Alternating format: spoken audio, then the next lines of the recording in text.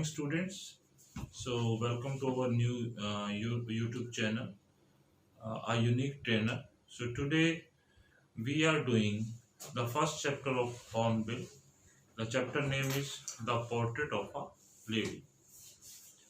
So, in this story, we will get to know how the author has drawn a portrait of his grandmother and tried to unfold the beautiful relationship with her, while telling the readers about his grandmother's appearance and daily basis activities.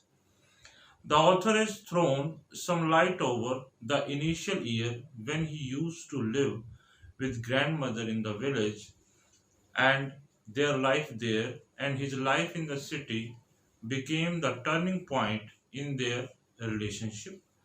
The three phases of the author relationship before he left the country to study abroad are: first, childhood in village; second, boyhood in city; and third, early youth when he went to university. This is not a story, but this is a real life incident. So the writer of the story, the author of the story, Khushwant Singh, और ये हमें ये बताते हैं कि किस प्रकार से एक जो ग्रैंडसन है वो अटैच होता है अपनी ग्रैंड मदर से, और उनके बीच का जो रिलेशनशिप है उसको वो थ्री फेसेस में डिस्क्राइब करता है कि वह कैसे अपनी ग्रैंड मदर के साथ उसकी कैसे रिलेशनशिप है। पहले अगर बच्चा है तो छोटा बच्चा है तो विलेज में है। सेकंड, जब वो थोड़ा बड़ा होता है, उसके पेरेंट्स सेटल हो जाते हैं सिटी में, तो ग्रैंड मदर और वो दोनों शिफ्ट हो जाते हैं और वहाँ उसके रिलेशनशिप कैसे हैं। और थर्ड, जब वो यूनिवर्सिटी पढ़ने जाता है, अब्रॉड पढ़ने जाता है, जब यंग हो गया, तो धीरे धीरे उनके रिलेशनशिप में क्या चेंजेस आते हैं। So let's get started our lesson. So first वो अपनी ग्रैंड मदर के बारे में बताता है कि उसकी ग्रैंड मदर कैसी है। Khushwant Singh draws here an interesting portrait of his grandmother. He says that his grandmother was an old woman. She was so old and her face was so wrinkled that it was difficult to believe she ever have been young and pretty. यानी कि उसकी grandmother इतनी बूढ़ी है तो वो उसको believe नहीं होता कभी वो बहुत सुंदर रही होगी अपनी यंग एज के अंदर। His grandmother is beautiful always, wears a sari and has a rosary bead and always busy in chanting prayers and moving rosary. यानी कि वो हमेशा अपने आप को बिजी रखती है इसमें माला फेरने में, जो रोजरी बीड आया है यहाँ पर वर्ड, और होली बुक्स पढ़ती है वो, जो हमारी धार्मिक किताबें हैं, क्योंकि राइटर कहता है कि वो एक रिलीजियस लेडी है। But she is very pretty to him, और वह उसको बहुत सुंदर दिखती है राइटर को। She looks like a winter landscape. यहाँ एक और कंपैरिजन करता है राइटर ऑथर कि वो बहुत सुंदर लैंडस्केप है विंटर का। Mean she is very calm, peaceful, बहुत शांत स्वभाव की है। She is very religious lady. She used to visit the temple every morning and read scripture. रोजाना वो टेम्पल जाती है, वहां पर स्क्रिप्चर पढ़ती है। She was kind to all beings, यानी कि सभी के प्रति उसका जो नेचर है बहुत ही काइंड है। वह इंसानों के साथ साथ जानवरों को भी बहुत प्यार करती है, पक्षियों को बहुत प्यार करती है, क्योंकि वो यहाँ एग्जाम्पल देता है कि when she used to go to temple, रास्ते में जो कुत्ते, जो डॉग्स मिलते हैं, उनको वो चपातीस डालती है। और सिटी में एक एग्जाम्पल और देता है कि she usually feeds the sparrows. So ये उसके बिहेवियर, उसके नेचर के बारे में राइटर ने हमें बताया। अब वो बात करता है अपने रिलेशनशिप की। सो मैंने अभी आपको बताया कि थ्री फेजेस में उसका रिलेशनशिप है। The author describe his relationship with his grandmother in three phases. First, childhood है, when he went to the village school and the grandmother helped him to get ready and went to school with him. The school was attached to the temple. जिस school में author जाता है वो attach है temple से।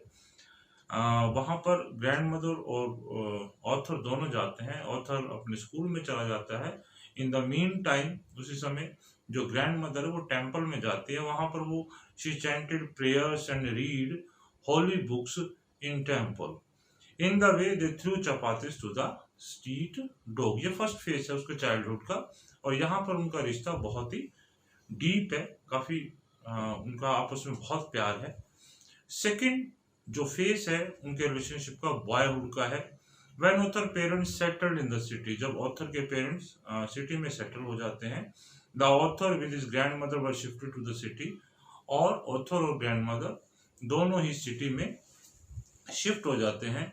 ही went to the city school in a bus. अब यहाँ पर जो ऑथर है वो बस में कहाँ जाता है, सिटी स्कूल में जाता है, और he shared a room with grandmother but she could no longer help him in his study। अब वो रूम तो शेयर करता है अपनी ग्रैंड मदर के साथ, लेकिन उसकी जो मदर ग्रैंड मदर है तो वो उसकी स्टडी में कोई हेल्प नहीं कर सकती, क्योंकि अब इंग्लिश मीडियम सिलेबस है तो उसकी ग्रैंड मदर को इंग्लिश नहीं आती। और सेकेंडली ग्रैंड मदर है शी हेटेड वेस्टर्न साइंस, जो वेस्टर्न साइंस को वो हेट करती है।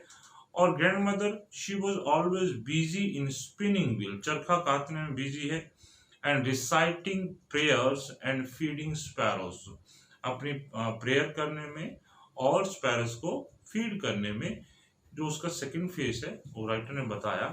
अब थर्ड फेज में क्या होता है इन देयर रिलेशनशिप, जो अर्ली यूथ है। अब यहाँ पर जो ऑथर है वो यूनिवर्सिटी पढ़ने के लिए जाता है। When he went to the university and was given a room of his own, अब ऑथर के पास अपना कमरा है। अब उनके रिलेशनशिप का जो कॉमन लिंक है, the common link of friendship was snapped, यानी कि यहाँ उनका रिलेशनशिप खत्म हो जाता है। अब थोड़ा और राइटर आगे बढ़ता है, जो अपनी ग्रैंड मदर का लास्ट टाइम बता रहा है कैसे। The author was going to abroad for further study. अभी मैंने आपको बताया कि ऑथर फर्दर स्टडी के लिए अब्रॉड जाता है। He felt that his grandmother would not live till the time he was to come back। अब ऑथर थोड़ा सा वरीड है, जब वो यूनिवर्सिटी पढ़ने के लिए जाता है तो उसको ये डर है कि शायद वह अपनी ग्रैंड मदर को दोबारा मिल पाए या ना मिल पाए, क्योंकि वो बहुत बूढ़ी है। उसे एक फियर है कि कहीं वो उसकी डेथ न हो जाए, but that was not so, परंतु ऐसा नहीं है। She was there to receive him at the station celebrated. जब ऑथर लौट कर आता है तो ग्रैंड मदर क्या है, वापिस उसे स्टेशन पर मिलती है और वह उसके आने को बहुत ही सेलिब्रेट करती है। शी केप्ट सिंगिंग, वो गाना गाती है, and beating the drum for several hours, और काफी देर तक ढोलक भी बजाती है। Next morning she fell ill, या अब ग्रैंड मदर थोड़ा बीमार हो जाती है। She knew that her end was near, और उसे पता लग जाता है कि उसका अंत निकट आ चुका है। She lay peacefully in bed praying and telling the beads of her rosary. अब क्या है कि वो शांत लेटी है बेड में और प्रे कर रही है और अपनी माला को फेर रही है। और उसके बाद she had breathe her last, अंतिम सांस लेती है। Her body was placed on the ground, उसकी बॉडी को वो जमीन पर रख देते हैं, covered with the red shroud, और लाल कफन से, लाल कपड़े से ग्रैंड मदर की बॉडी को ढक देते हैं। Thousand of sparrows had already gathered in the veranda. Writer बताता है कि हजारों संख्या में जो स्पैरोज हैं वो बरामदे में आकर इकट्ठी हो जाती हैं।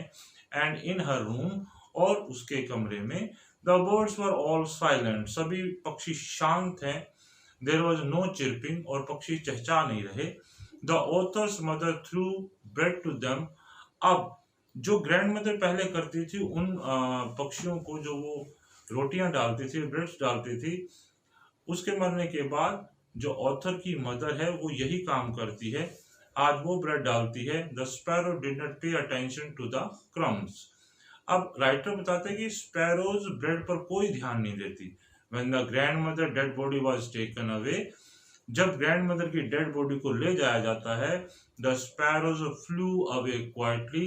अब ये स्पैरोज चुपचाप उड़ जाती है, यानी कि in the end of the lesson writer बताना चाहता है कि किस प्रकार से जब ग्रैंड मदर की डेथ हो जाती है वहां पर स्पैरोज भी बहुत सैड हैं, उदास हैं, वो चुपचाप वहां पर बैठी रहती हैं, नो चिरपिंग है, और वो खाना भी नहीं खाती। सो राइटर ने बताया कि कैसे उसके ग्रैंड मदर बहुत रिलीजियस है, और सेकंड फेज में बताता है कि उनका आपस में कितना अच्छा रिलेशनशिप है, कैसे वो विलेज में क्या रिलेशनशिप है, सिटी में क्या रिलेशनशिप है, उसके बाद जब यूनिवर्सिटी राइटर चला जाता है तो उनका आपस में क्या रिलेशनशिप है, और इन द एंड जब ग्रैंड मदर की डेथ हो जाती है तो उसके बाद जो स्पैरोज हैं वो भी बहुत ज़्यादा सैड फील करती हैं।